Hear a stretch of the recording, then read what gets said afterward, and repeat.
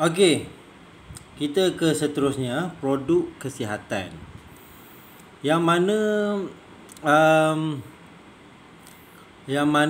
sebenarnya produk kesihatan ni, dia dalam mana-mana produk kesihatan ni sebenarnya dia ada bahan aktif. Apakah itu bahan aktif? Bahan aktif itu ialah komponen tertentu di dalam sesuatu produk yang mempunyai kesan terhadap penyembuhan atau pencegahan penyakit. Okey. Jadi disebabkan bahan aktif itulah yang menyebabkan sesuatu ubat tu boleh memberikan kesan penyembuhan. Sebab apa? Sebab ada bahan aktif. Macam kamu telan sesuatu pil. Dalam pil tu sebenarnya ada bahan aktif. Bahan aktif itulah yang memberikan kesan penyembuhan dan juga pencegahan penyakit. Contoh kamu beli suplemen kan. Jadi apa? Kamu kena tengok kat belakang dia tu, botol dia tu, kat belakang tengok bahan. Ada apa? Bahan aktif. Apa bahan aktif dia? Vitamin C. Kan? Sebagai apa? Antioksidan. Jadi bahan aktif ni dia memberikan kesan atau tujuan yang sama walaupun digunakan dalam produk dengan jenama yang berbeza. Contohnya ada satu produk ni, contohlah Klapna Lalih. Dalam Klapna Lalih tu pun ada vitamin C.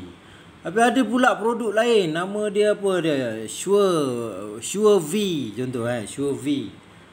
Dalam Sure V tu pun ada vitamin C. Tapi dia memberikan kesan yang sama, cuma jenama je yang berbeza. Kalau dalam tu ada vitamin C, kesannya samalah sebagai antioksidan. Kadang-kadang dua atau lebih bahan aktif tidak boleh digunakan bersama kerana boleh bertindak balas dan menghasilkan kemudaratan dalam kesihatan. Contohlah dalam satu produk tu ada dua bahan aktif. Kan? Apa yang kita risau? Bahan aktif tu akan bertindak balas sesama sendiri. Yang menghasilkan radikal bebas pula. Bukannya dia makin menyembuhkan kamu, dia mendatangkan mudarat pula pada kamu. Sebab itulah sebenarnya tak elok kalau sesuatu bahan suplemen tu ada terlalu banyak bahan aktif. Kita tak tahu apa dia. Kan? Lebih daripada 10 bahan aktif. Nak buat apa? Kan?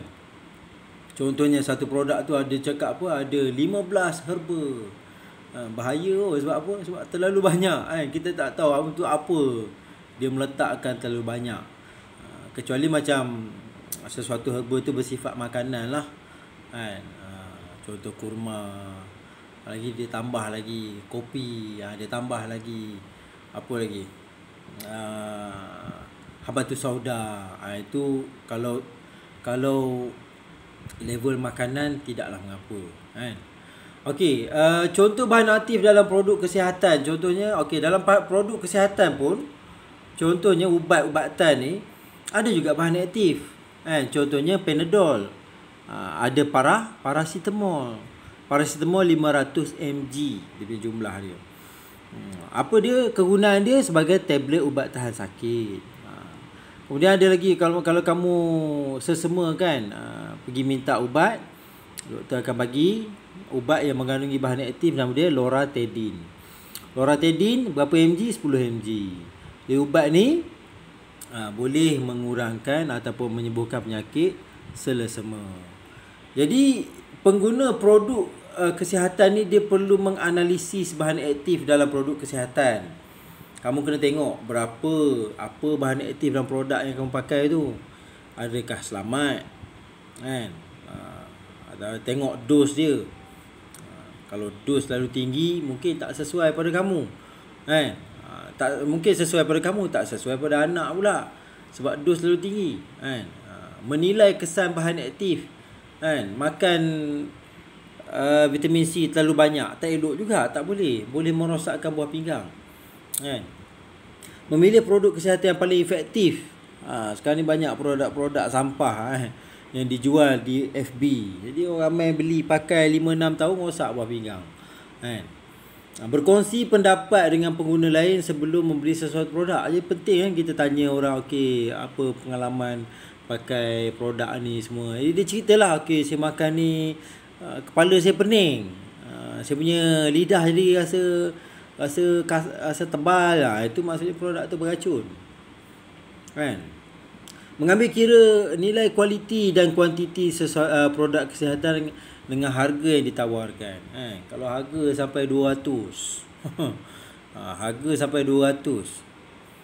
Tapi dalamnya ada kurma, pekatan kurma. Tak apalah kurma je. Ini dah lah, okey, harga dia RM3. Boleh dibeli. Yang mana Shopee, made in China.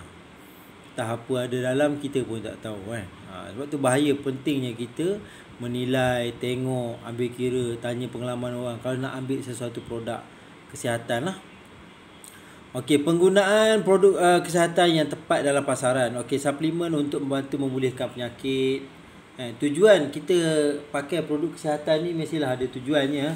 Jangan kita pakai nak makan je, nak janji putih. Terus pakai. Perlulah kita tengok tujuan kita pakai suatu produk tu.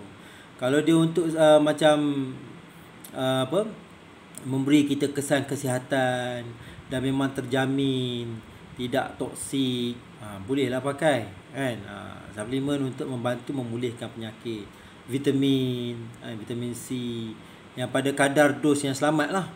Okey, makanan tambahan untuk melengkapkan amalan pemakanan yang tidak seimbang. Okey, sekarang ni pun kita makan pun apa dia, mamak, kedai mamak kadang berlemak je kan, dengan tak ada vitamin pun tak cukup semua.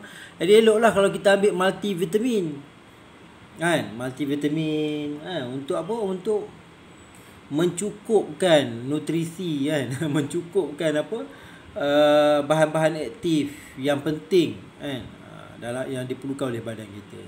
Mengekalkan kesihatan dengan meningkatkan imunisasi badan.